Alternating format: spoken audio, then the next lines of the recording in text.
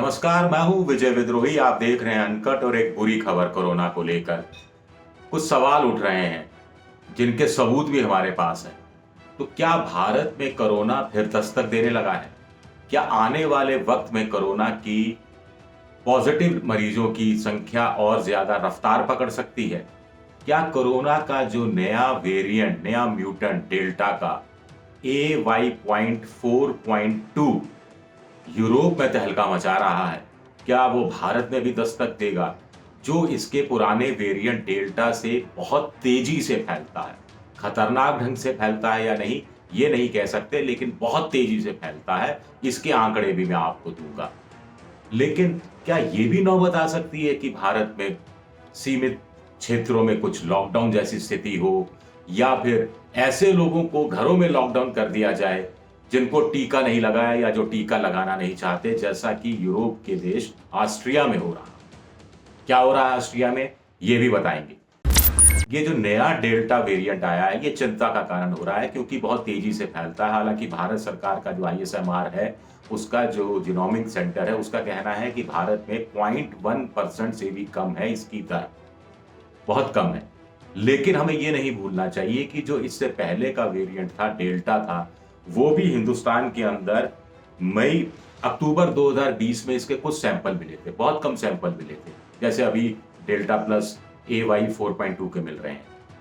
लेकिन WHO ने मई 2021 में इसको कंसर्न का, यानी खतरनाक साबित घोषित किया था।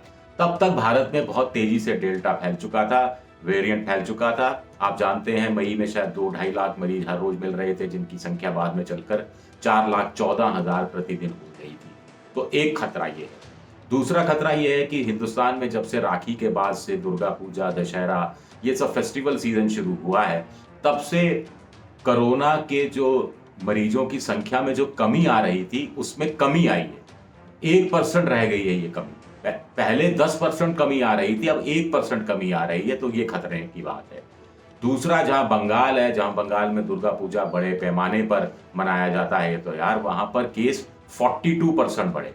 उस हफ्ते में तो करीब 5,200 के आसपास नए केस सामने आए, जो कि जुलाई के पहले हफ्ते में आए थे। उसके बाद से पहली बार इतनी बड़ी संख्या में केस आए। असम में भी नए केस बढ़ने की रफ्तार 42% बढ़ गई, हिमाचल प्रदेश में 25% बढ़ गई, केरल में 2.5% बढ़ गई और कर्नाटक में 4% बढ़ गई।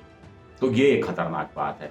इसीलिए दिवाली है, उसके बाद क्रिसमस है, फिर न्यू ईयर है, फिर मकर संक्रांति है, तो लगातार त्योहारों का सीजन है। लोग इस समय सैलानी भी घूम रहे हैं और टूरिज्म को भी बढ़ावा मिल रहा है, तो लोग इकट्ठे हो रहे हैं, तो उसके लिए एक खतरनाक चीज है।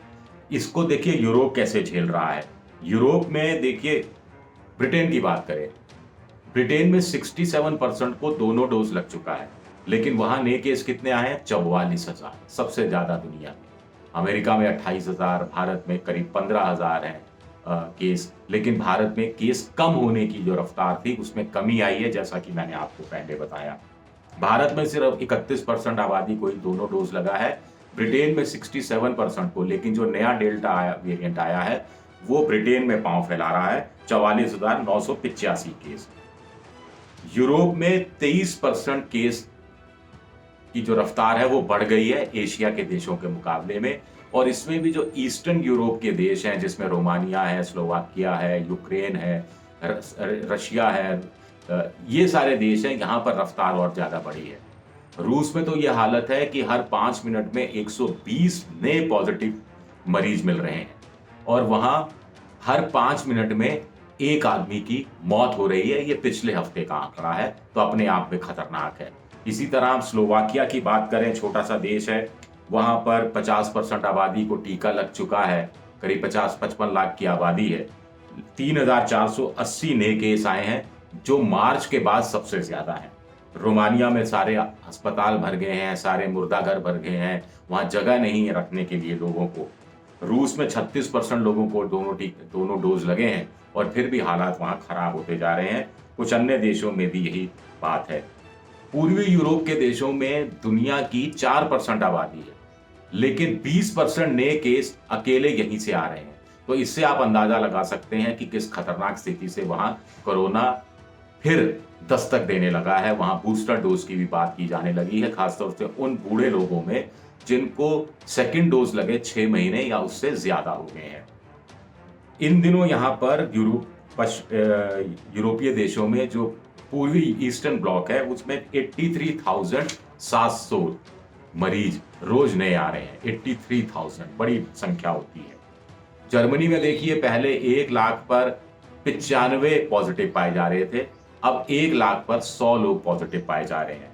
ऑस्ट्रिया में पहले 1 लाख पर 152 लोग पॉजिटिव पाए जा रहे थे, अब 1 लाख पर 228 लोग पॉजिटिव पाए जा रहे हैं। वहां पर सरकार ने बैन कर दिया है, रोक लगा दी है कि जो टीका नहीं लगाएगा या जो जिसको टीका नहीं लगा है वो घर में रहे, घर में बंद रहे। ये चीज मुझे लगता है कि कहीं अमेरिका में कहीं कुछ दिनों बाद लागू ना हो जाए, क्योंकि वहां एक बहुत बड़ा वर्ग है यूरोप में, अमेरिका में, जो टीकाकरण के खिलाफ रहता है। तो इस लिहाज से ये सारे जो आंकड़े हैं ये आपको डराने के लिए नहीं है, ये आपको सचेत करने के लिए है। सचेत करने के लिए इसलिए है कि भारत अभी तक इन चीजों से बचा हुआ है और जरूरी है कि अगले जनवरी 15 तक या 26 जनवरी भी मान लें आप, तो फरवरी महीने तक एहतियात पूरी की तरह बरते जाएं, क्योंकि टीकाकरण की रफ्तार बढ़ने का मतलब ये नहीं है कि डेल्टा का जो नया म्यूटेंट है उसका मुकाबला हम कर पाएंगे। 100 करोड़ टीके हमारे यहाँ लग चुके हैं, चीन में तो 250 टीके लग चुके हैं। वहां पर तो 100 करोड़ से ज्यादा की आबादी को 2 डोज भी लग चुका है, ये खबर भी आ रही है। हिंदुस्तान में 31% आबादी को, यानी 31 करोड़ लोगों को 2 डोज लगे हैं। अभी जैसे 100 करोड़ हमने आंकड़ा पार किया और 70 करोड़ का एक ही डोज लगा है। 2 से 18 साल के बच्चों को अभी टीका लगना बाकी है। तो एहतियात बरता जाना जरूरी है। और टीकाकरण की रफ्तार बढ़ती है तो उसका सबसे बड़ा फायदा है कि आपको अस्पताल बहुत कम संख्या में जाना पड़ेगा। अभी मैं यूरोपीय देशों की भी बात कर रहा था, जहां टीकाकरण सुधरा है, वहां 100 में से 2.68 लोग ही हॉस्पिटल जाने की उनकी नौबत आई, बाकी लोगों का घर पर ही इलाज हो गया। टीका महफूज करता है, लेकिन टीके से पूरी तरह से कोरोना खत्म हो जाएगा ये गारंटी नहीं है। नया वेरिएंट बहुत तेजी से फैलता है, AY.4.2, AY.4.2 आप याद रख लीजिए, बहुत तेजी से फैलता है। खतरनाक है या नहीं है, यह इस पर टेस्टिंग चल रही है, उसके बाद पता लगेगा। और कुछ एक सुपर स्प्रेडर अगर त्योहार के मौसम में, त्योहार के माहौल में हमारे यहाँ पैदा हो गए शहरों के अंदर, तो एक एक सुपर स्प्रेडर नए वेरिएंट के साथ कितने लोगों तक संक्रमण फैला पाएगा, ये आप सिर्फ सोचिए, कल्पना कीजिए। शुक्रिया आपका, बहुत बहुत शुक्रिया।